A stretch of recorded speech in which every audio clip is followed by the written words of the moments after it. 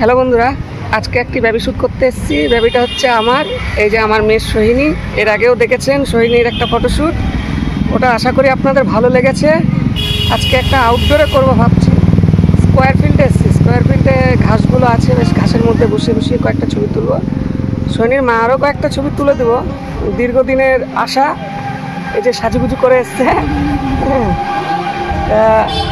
কাজে আসা যাক। কাজ না, অ্যাকচুয়ালি এটা শখেই বলতে পারেন। সবার ছবি তুলি, নিজের মেয়ের ছবি না তুললে হবে?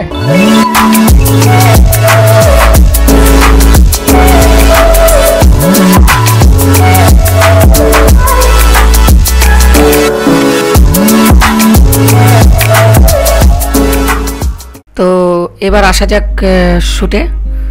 তা প্রথমে আমার ছবি তুলতে সত্যি কথা বলতে গেলে খুব অসুবিধা হয়েছিল, কারণ 3টের দিকে আমি যখন সৈনিকে স্কোয়ার ফিল্ডে বসাই, তা এই টাইমটাতে পিছন দিয়ে প্রচণ্ড হাজলাইট, ওর মুখটা পুরো ডার্ক হয়ে যাচ্ছিলো। তাই আমি পজিশান চেঞ্জ করি, দিয়ে আমি শ্যুট করা শুরু করি। তখন কিন্তু বেশ ছবিগুলো দারুণ দাঁড়াচ্ছিল। আজকে আমি যেসব গ্যাজেটগুলো ব্যবহার করেছি, যেটা আমি সবসময় ব্যবহার করি, নিকনের Z5, আর সঙ্গে ছিল 50mm 1.8 জি লেন্স, আর এটার জন্য ব্যবহার করেছিলাম f2z অ্যাডাপ্টার।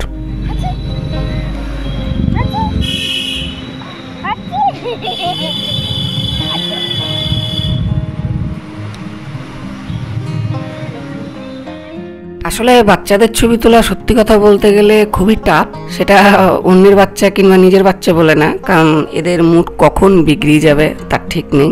আর একটা আমার নিজের ব্যক্তিগতভাবে মনে হয় এরা নিজেদেরকে সেলিব্রিটি ভাবে, মুড চেঞ্জ করে দেয়, ছবি তুলতে দেয় না, এখন না পরে পরে পরে, এরকম একটা ব্যাপার। আর একটা কথা অনেকেই বারবার বলে যে দাদা র দেখাতে, তাই আজকে প্রথম ছবি র দিয়ে তারপর এডিট।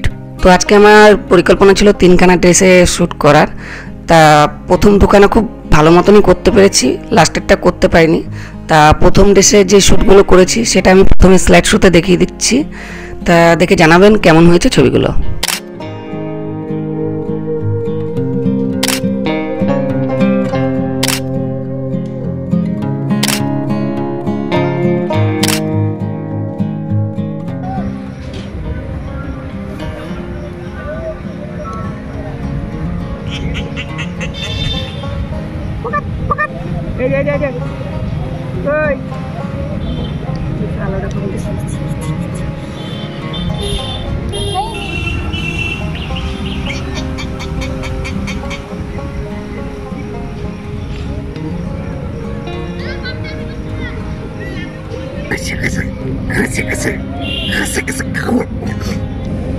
Oi, oi, Cacau.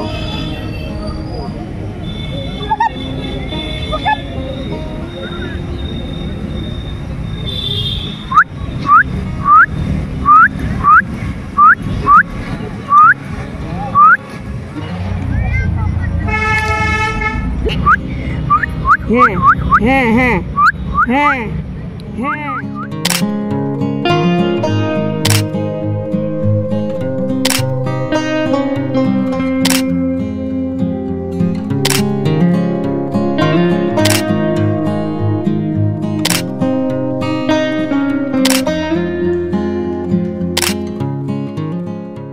স্টার্টিংয়ে বলেছিলাম সোহিনীর মার সাথে সোহিনীকে একটা ছবি তুলবো, আর সত্যি কথা বলতে গেলে এত কান্না, সেভাবে ছবি তোলা হয়নি। ওই যে প্রথমে বললাম বাচ্চারা ছবি তোলার সময় নিজেদেরকে সেলিব্রিটি ভাবে, এখন না পরে, ওই জন্যই আর তোলা হয়নি।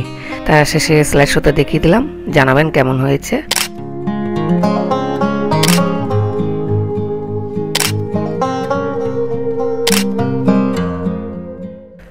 আজ তবে এটুকুই, দেখা হবে আবার অন্য কোনো ভিডিওতে।